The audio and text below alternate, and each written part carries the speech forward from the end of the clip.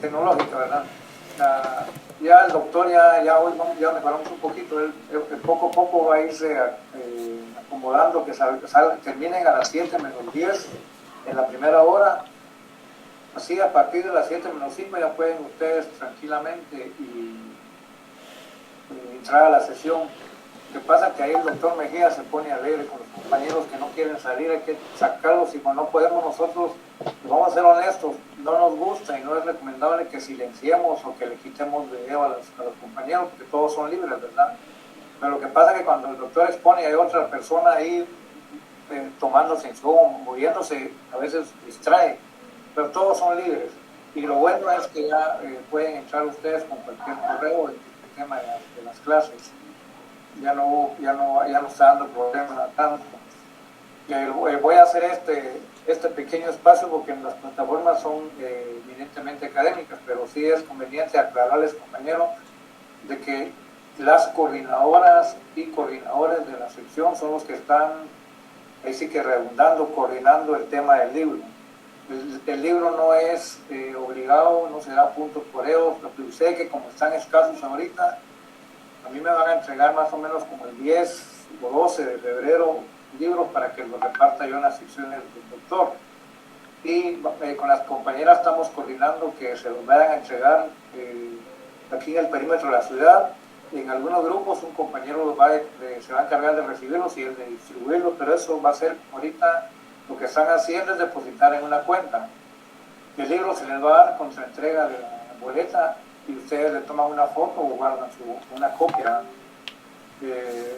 Pero eso lo trabajamos a través de las coordinadoras. Por favor, que aquí no podemos hablar de este tema, solo hago la aclaración que no me dedico a la venta, sino lo hago como un apoyo, una colaboración, porque lo pueden ustedes inclusive conseguir en las librerías del país. El precio ya ellos lo determinan. Nosotros lo estamos dando 350 quetzales y por favor, entonces me interesa más la parte académica. Bien, entonces por favor cualquier duda en este tema nos vamos con las compañeras coordinadoras, a quienes les agradezco su apoyo. Les hago la salvedad que las compañeras y compañeros que me están coordinando esto de informar agendas y lo hacen de manera voluntaria sin ninguna retribución ni de puntos ni económica. Ellas lo hacen porque tienen ese espíritu y yo todos los más de 20 años que tengo a clases he visto muchas compañeros que tienen esa voluntad de recopilar materiales, de conseguir copias y de conseguir todo y los distribuir los compañeros y es muy admirable y aceptable y agradecerles, ¿verdad? Aunque a veces también les sale un poco a algunos compañeros ahí, pero en ese sentido cuenten conmigo también, jóvenes, ya les di mi número de teléfono, los puedo apoyar en lo que se pueda. Vamos a ir poco a poco caminando porque no tengo mucho tiempo. Le voy a dar el espacio al doctor Mejía, por favor. El doctor tenía un par de observaciones informáticas. ¿Qué tal? Muy buenas noches. Gracias, licenciado. ¿Qué tal, compañeros? Muy buenas noches. Es un gusto saludarles nuevamente. Espero que se encuentren muy bien. El motivo de la pequeña intervención para hoy es hacer una pequeña observación que se está dando de carácter muy general. Y es que resulta que hay algunos compañeros que les están eliminando o les están baneando nuevamente las cuentas de Google. Esto no solamente está pasando en nuestro semestre, sino que también está pasando en semestres ya altos. Esto me refiero a los compañeros de ustedes del quinto hasta el 10º semestre. Entonces, la observación o lo que se les está sugiriendo por parte de la administración de la facultad en ese sentido, y que nos hicieron esas observaciones a nosotros para transmitírselas, es de que si ustedes tienen este inconveniente, por favor notifíquenselo a su asistente auxiliar o al catedrático para ver de qué manera se les puede dar una pronta solución y que esta sea satisfactoria tanto para el catedrático como para ustedes. Ahora bien, nosotros desde Derecho Penal lo que estamos sugiriendo es de que si les han baneado la cuenta, pueden crear otra, pueden utilizar inclusive su cuenta personal, que no hay ningún inconveniente.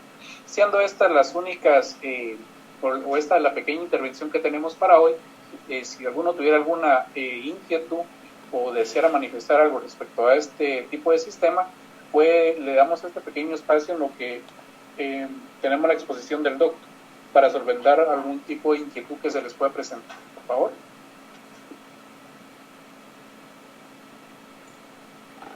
Mira, muy buenas noches. Fíjate que mi duda es la siguiente. Ustedes mencionaron que los libros no son obligatorios, y estoy de acuerdo en eso.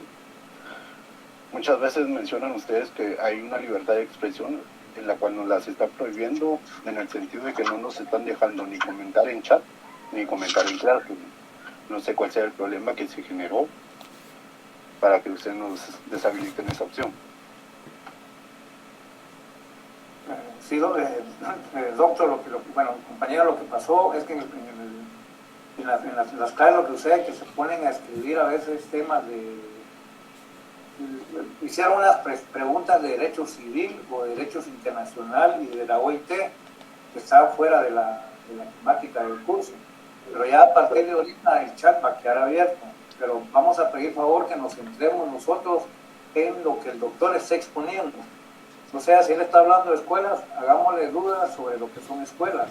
Pero sí, el chat sí está abierto definitivamente para todo lo que es el tema académico, pero la idea es la libertad de expresión, los que somos abogados. La idea es que pongamos nosotros más atención a lo que el doctor expone que al chat. Claro, el chat es un canal para que ustedes le puedan exponer alguna duda al doctor, solo que él hizo la aclaración que él las va a contestar al final de la clase. Pero sí tienen la entera libertad, ya con esta, no es condición más, sino con observación de que vamos a tener chat únicamente para temas relacionados a dudas en cuanto a la exposición del doctor. Y claro, con gusto lo pueden expresar, compañeros, no hay ningún problema.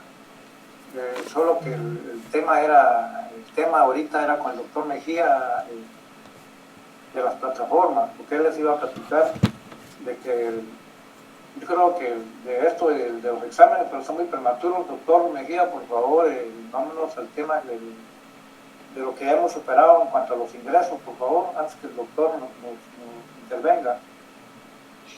Sí, muchas gracias, licenciado. Tal como se los estaba haciendo mención, esto es, por mi parte, siempre va a ser la parte tecnológica, en el sentido que tenemos que apoyar de alguna manera, de forma técnica, a los estudiantes. Entonces, desearía que si alguno de ustedes tiene alguna inquietud respecto a esto, la plataforma de Classroom, porque estamos atendiendo específicamente, como lo han sugerido ustedes también, que les va a estar subiendo las agendas y los enlaces oportunamente en su Classroom para que no tengan ningún inconveniente. Entonces, si alguien tuviera alguna inquietud o gustara manifestar algo a la parte técnica, por favor, tenemos el pequeño espacio, por favor.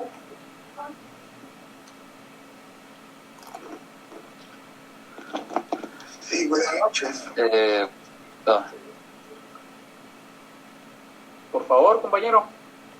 Sí, es que fíjate que yo acabo de ingresar, no había podido ingresar porque yo estaba ingresando por otra plataforma cabalmente, y acabo de ingresar ahora, y cuando ingresé estaba oyendo que creo que pasaron algún número, algún chat o algún WhatsApp donde se pueda uno comunicar más fácilmente.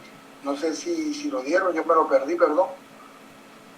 Sí, probablemente sí, alguno de sus compañeros lo va a haber puesto. Entonces, tal vez si se encuentra aquí presente con nosotros en sesión algún compañero que sea administrador del grupo, por favor, pasarle el número al compañero, por favor, ¿no? Para que no tengan inconvenientes. Mire, doctor, compañero, aquí tengo yo Cindy 3445 8705. Ya tienen grupo, a ver si todavía tienen ustedes espacio por ahí. Muchas gracias. No, pero permítame, mi número se los di también porque es para temas académicos. El mío es el 41 00 5206.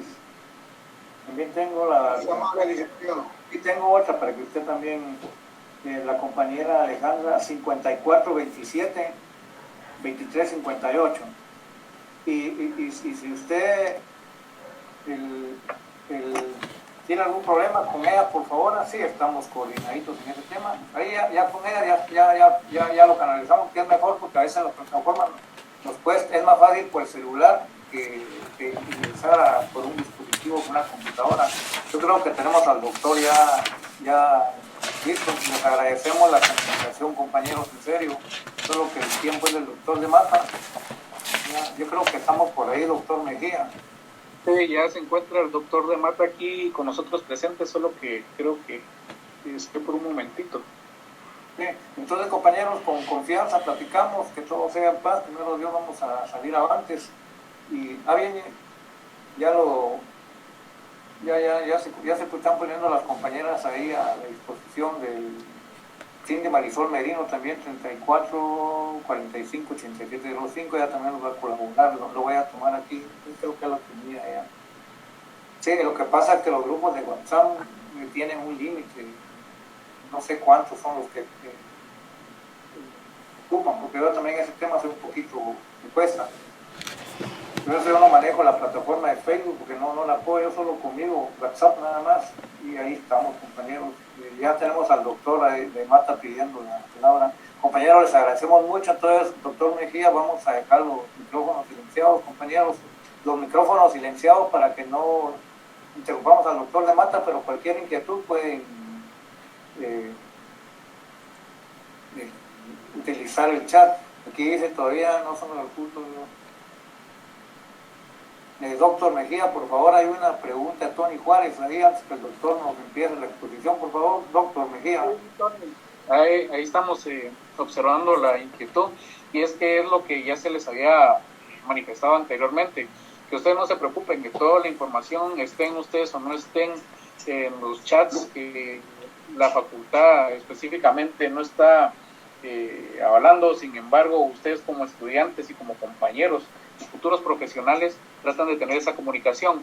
En ese sentido, pues sí, nosotros vamos a estar subiendo toda la información a través y únicamente de Google Classroom. ¿Vieron? No hay ningún inconveniente, las agendas van a estar llegando ahí van a tener su material. ¿Vieron, compañeros? Entonces, esto es para responder a Tony. No hay ningún inconveniente, Tony. Ahí se va a estar subiendo toda la información de forma muy puntual. Entonces, no sé si tendrán alguna otra inquietud. El doctor ya pidió la mano. Gracias, doctor Mejía. Digamos al doctor ahí, por favor, compañeros. Doctor de Mata. Sí, quitamos los micrófonos, doctor, porque el doctor ingresa, por favor. Gracias, compañeros, muy finos.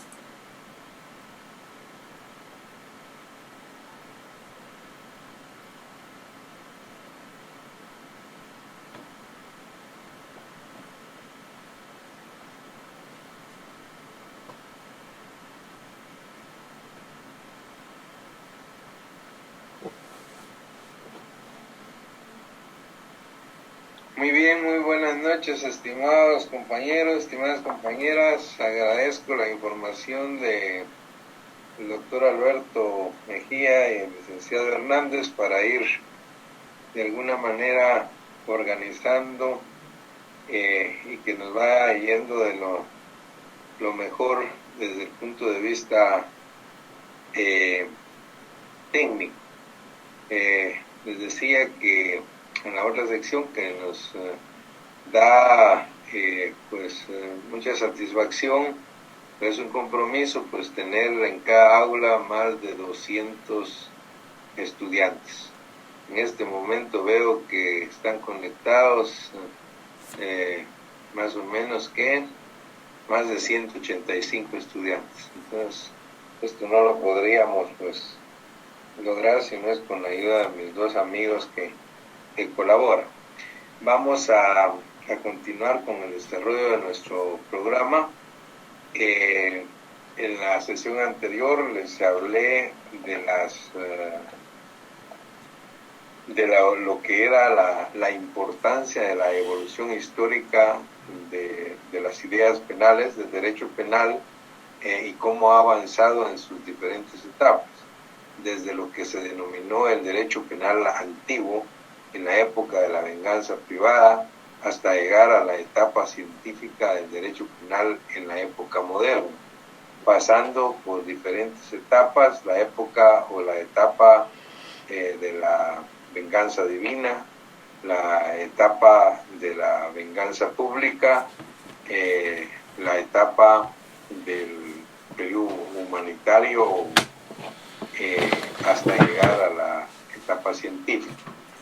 vean ustedes cómo principia a desarrollarse, pues, desde el primer momento lo que es lo que son las ideas del derecho penal, y pasan por una serie de fases, de etapas, hasta llegar a lo que se denomina la etapa científica del derecho penal. Una vez finalizada el periodo humanitario, siglo más o menos XVII, con la corriente intelectual llamada iluminismo, con la obra del Marqués de Carias, César Bolezana, que es el cimiento, podemos decir, de lo que es el derecho penal científico. Este derecho penal científico se identifica mucho, pues, el mismo con el aparecimiento de las escuelas. Les decía, pues un poco en son de broma, pero en serio, que cuando hablamos de escuelas del derecho penal, pues no estamos ni debemos pensar en edificios, ni en construcciones, pues físicas. Se llaman escuelas del derecho penal al conjunto de doctrinas, al conjunto de principios que a través de ciertos métodos tienen por objeto estudiar la filosofía del derecho penal, la filosofía del derecho de castigar, la legitimidad del jus puniendi, la naturaleza del delito y los fines de la pena. Esas son las escuelas del derecho penal. O sea, son doctrinas, son métodos, son principios sistematizados para hacer el análisis de lo que es la naturaleza jurídica del delito, de las penas, de las medidas de seguridad. En síntesis, de lo que viene a ser el jus puniendi, el derecho, la facultad que le asiste de castigar al Estado como ente soberano. Bien, teniendo claro qué son y qué debemos entender por escuelas, les comentaba que ha habido dos grandes escuelas del derecho penal en la evolución histórica de nuestra disciplina. Por lo menos son a las que hacen referencia, pues se hace referencia en los libros de texto desde la edad media para nuestros días. Y se habla de la escuela clásica del derecho penal y la escuela positiva, las dos grandes escuelas. Aparte que hay una serie de escuelas intermedias que nos vamos a referir también a ellas, aunque sea rápidamente. Pero me interesa que el día de hoy dejemos sentadas las bases y que ustedes vean cuáles son los principales postulados de cada una de las escuelas y cómo se proyectan a los diferentes códigos y legislaciones penales que actualmente pues están vigentes en diferentes partes del mundo. Y Guatemala no es la excepción. Nuestro código tiene principios todavía de la escuela clásica, tiene postulados de la escuela positiva, de la escuela clásica, aun y cuando desde el punto de vista doctrinario pues han sido superadas ya. Pero pues es importante que conozcamos para que veamos qué era lo que disponía cada una de ellas. En principio vale la pena decir, tal y como se los comenté la vez anterior, que la escuela clásica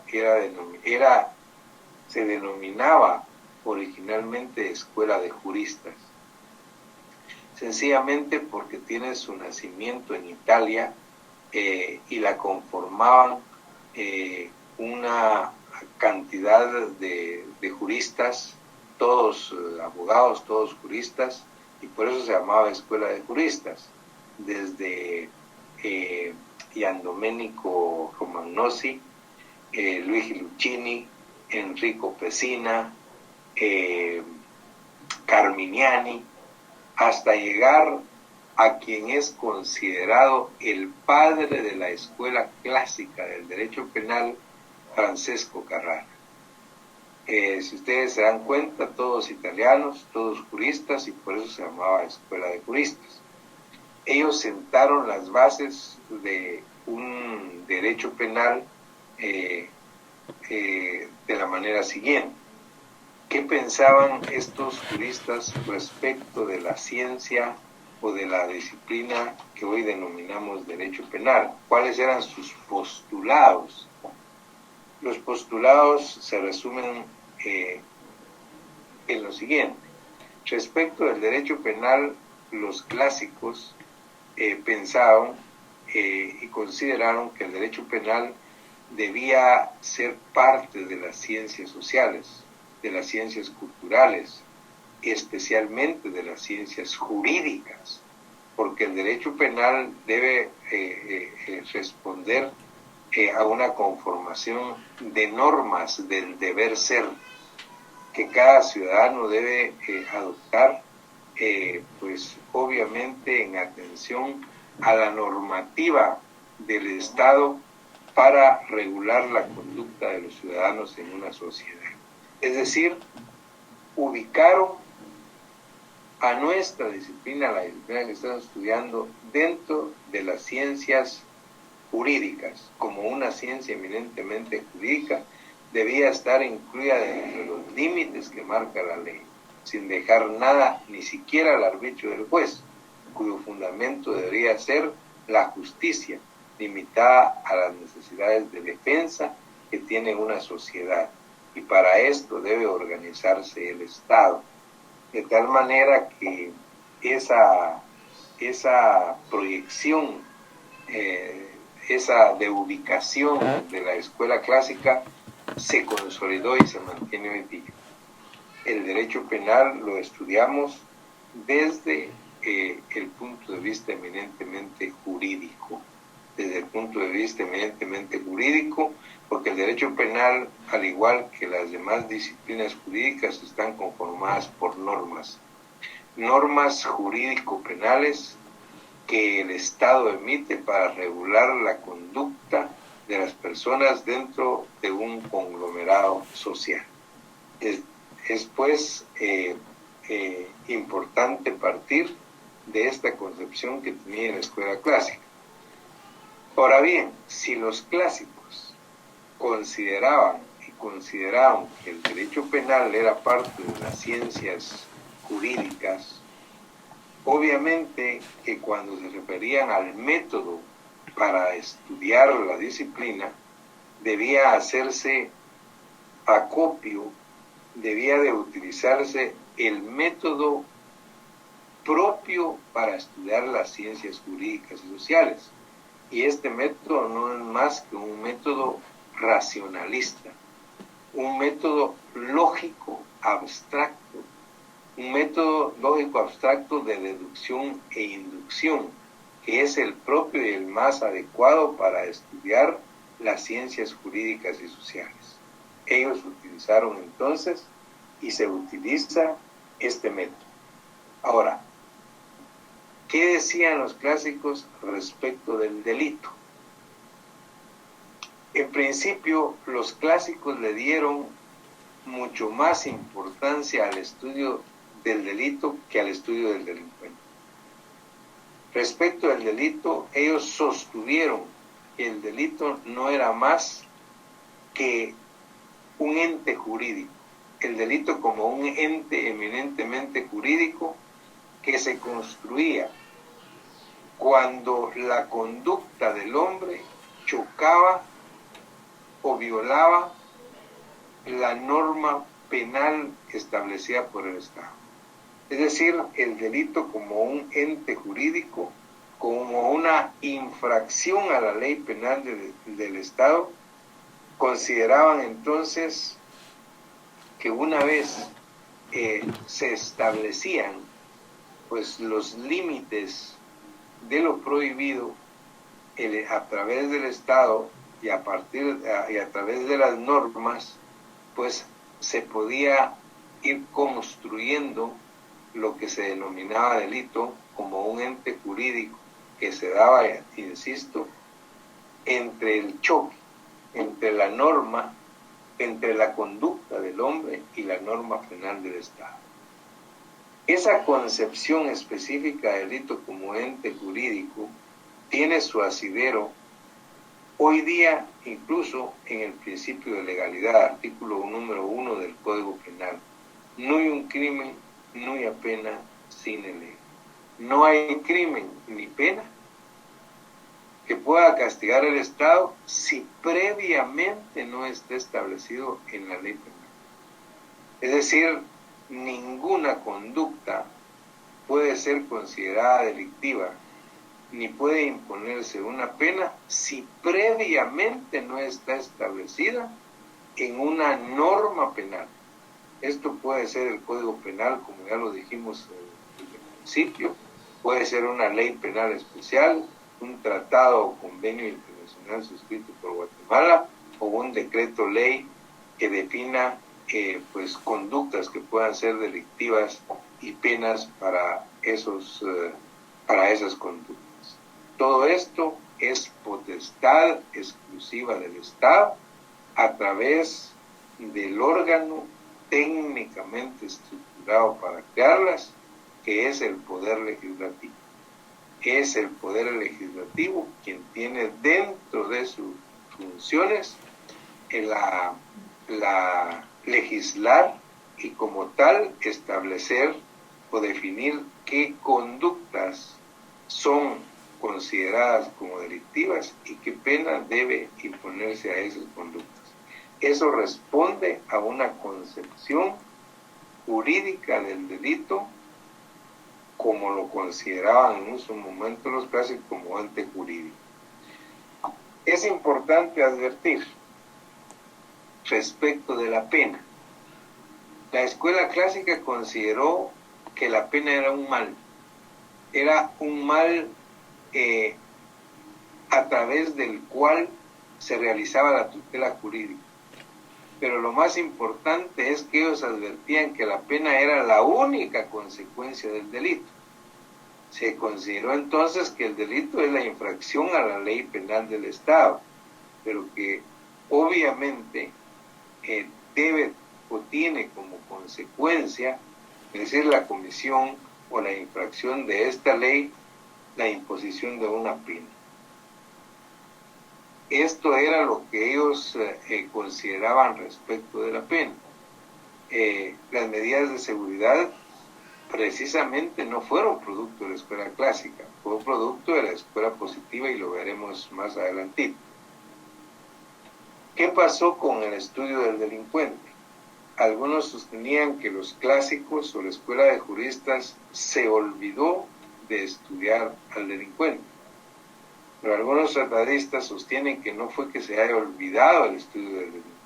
Lo que pasa es que ellos partieron y le dieron particular importancia al estudio del delito como ente jurídico, pero sí consideraron al delincuente. Y es más, vean qué importante, la escuela clásica consideró respecto del delincuente como autores del delito que habían sujetos que son imputables y sujetos que son inimputables. Es decir, que son imputables aquellos que en el momento de la comisión del delito tengan plena voluntad y conciencia de sus actos.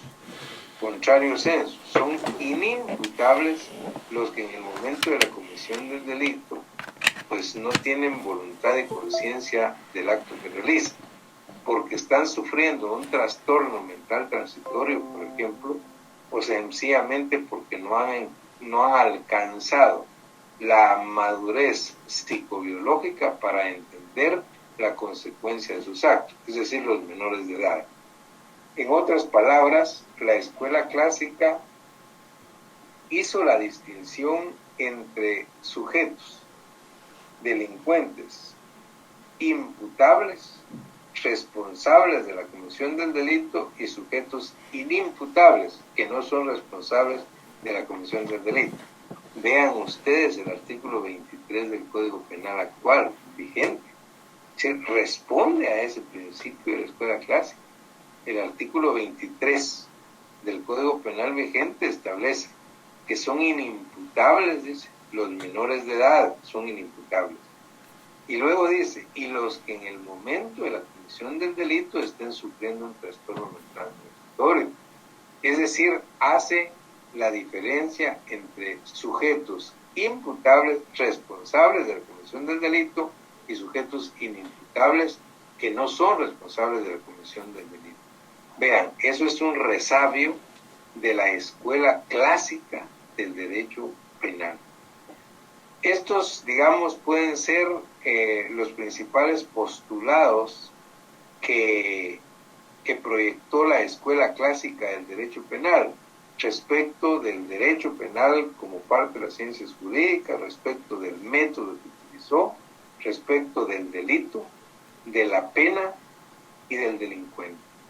Estos métodos y esta proyección de la escuela clásica fueron los cimientos para estructurar toda una construcción de la ciencia del derecho penal que floreció en Europa y principió a extenderse a otros continentes, como el nuestro. Lo curioso es que cuando la escuela había sentado sus bases, después de 30, 40 o 50 años de haber sentado las bases sobre estos postulados, oigan esto, aparece en Italia, en la misma Italia, otra corriente intelectual que se dedica o que se dedicaba también al estudio del delito, del delincuente, de las penas y las medidas de seguridad, al igual que lo hizo la escuela clásica, solo que lo hacía desde diferentes puntos de vista. Y ellos fueron los que se denominaron escuela positiva del derecho penal. Es decir, la escuela positiva del derecho penal nace unos 50 años después, posteriores al nacimiento de la escuela clásica, cuando esta ya se estaba consolidando o ya se había consolidado. Y lo importante es que la escuela positiva o escuela positivista tiene postulados radicalmente distintos a los que les acabo de comentar de la escuela clásica. Veamos, por ejemplo. En primer lugar, curiosamente, es una escuela que nace también en Italia. ¿Cuál es la diferencia?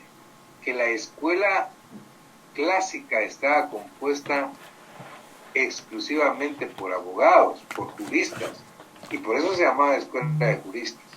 Cuando aparecen los positivistas o la escuela positiva, ellos le denominan escuela clásica a la escuela de juristas. Por eso les decía que fue como un mote, ¿ya? Como parte de un apodo, decir, ellos son los clásicos, nosotros somos los de corriente más avanzada, los positivistas. Y tenían una característica, que a pesar de ser también italianos, estaba conformada por impulsores de distintas disciplinas. Entre ellos, César Lombroso, por ejemplo. Ustedes habrán oído hablar de las teorías lombrosianas del delincuente nato, por ejemplo. El delincuente nato es una de las famosas teorías de César Lombroso. Pero César Lombroso, ¿quién era? César Lombroso era médico y antropólogo. Era abogado, médico y antropólogo. Y se considera uno de los padres de la escuela positiva. Bueno, también estaba Enrico Ferri.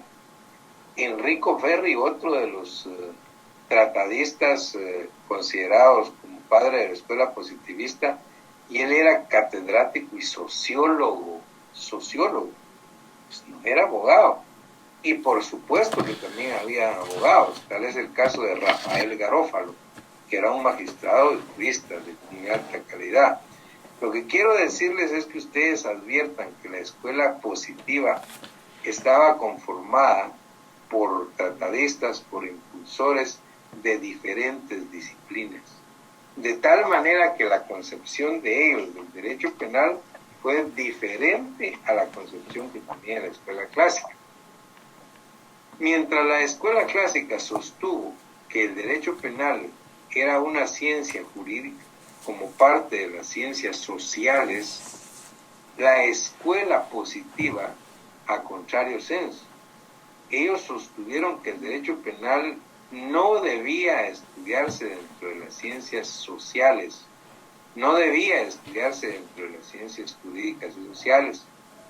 El derecho penal, decían, debe estudiarse dentro de las ciencias naturales.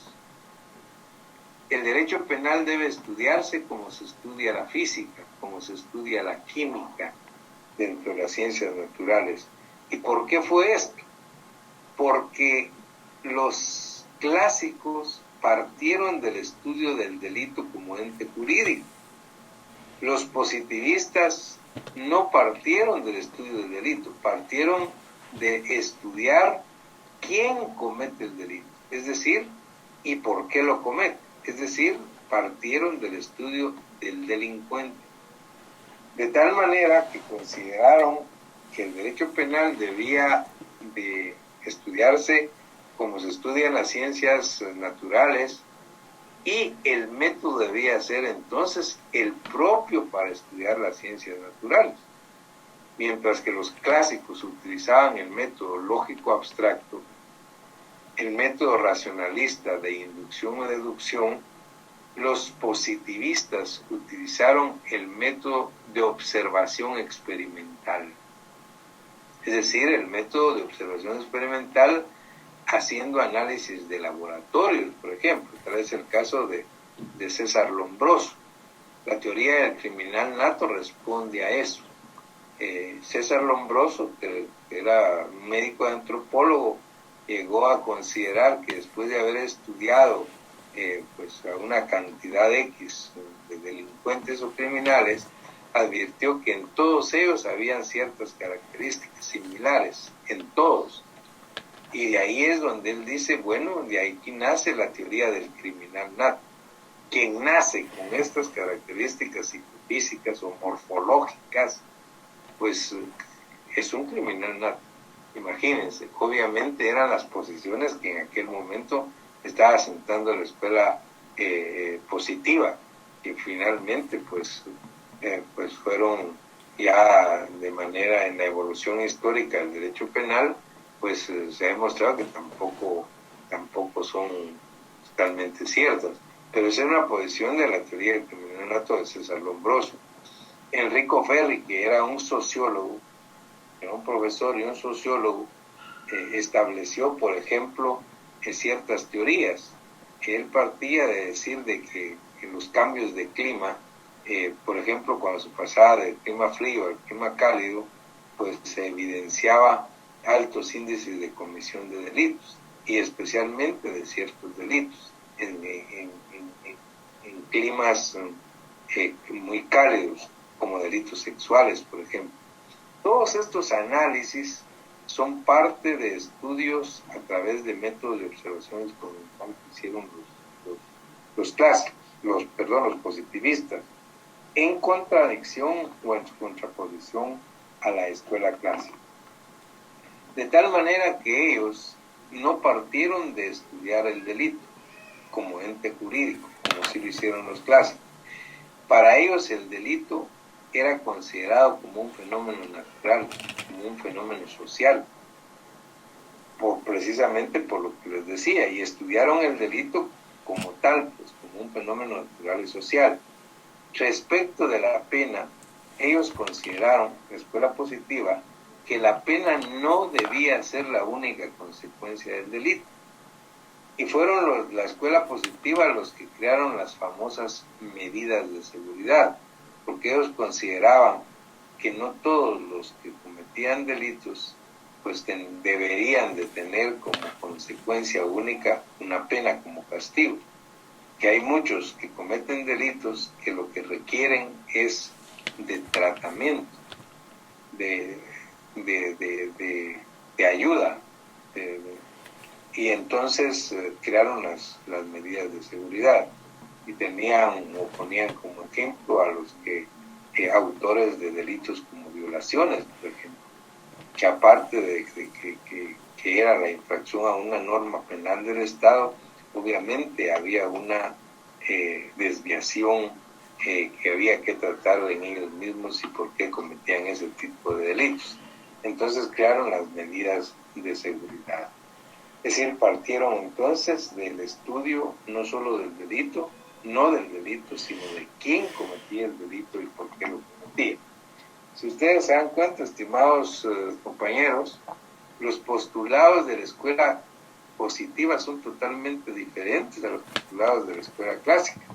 Ahora, imagínense la crisis en que hicieron entrar al derecho penal en aquella época, cuando ya tenía la escuela de juristas, la escuela clásica, más o menos unos 50 años de haberse consolidado y se proyectaba en los diferentes códigos penales, no solo de Europa, sino de otros continentes. Cuando aparece la escuela positiva con postulados radicalmente diferentes, causa un cisma.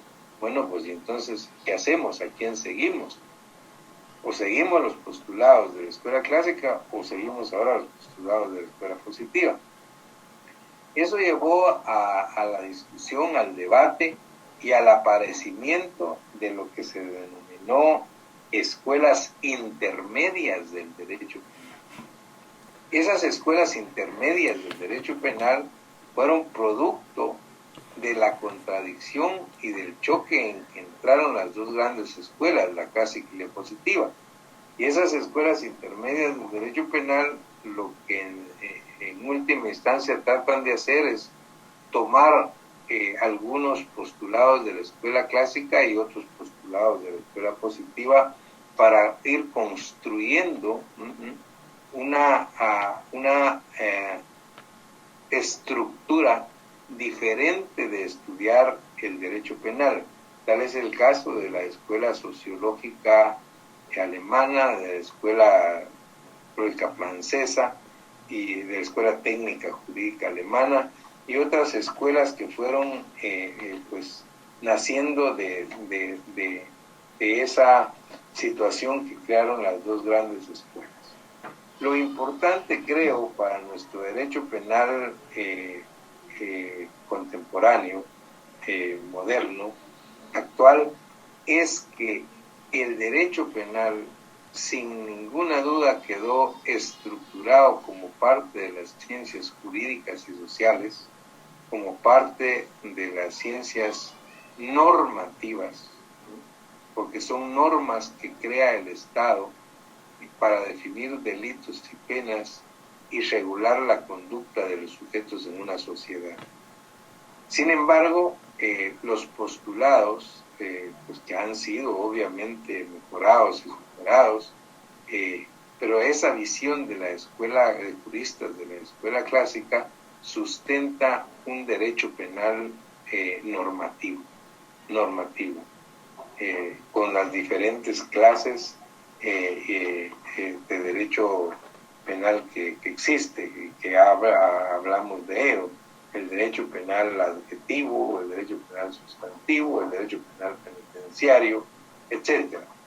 Pero en todo caso, tanto el adjetivo, que es el procesal penal, como el penitenciario, que es el derecho penal ejecutivo, o el derecho penal sustantivo, que es el que estamos estudiando y principiando ahora, responden a normas del deber ser de las personas, respondan a normas del deber ser como ciencias jurídicas. Entonces, que era una de las, digamos, proyección de la escuela de juristas. Contrario senso, los postulados de la escuela positiva fueron de alguna manera construyendo y proyectándose a lo que hoy día conocemos como criminología. ¿Qué es la criminología?